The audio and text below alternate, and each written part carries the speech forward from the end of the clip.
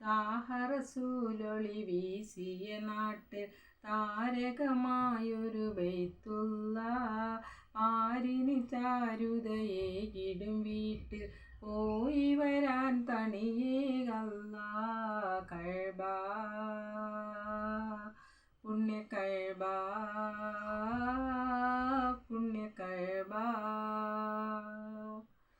താഹറസൂലൊളി വീശിയ നാട്ടിൽ താരകമായൊരു ബൈത്തുള്ള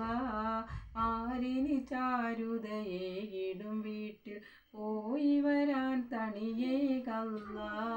കഅബ പുണ്യ കഅബ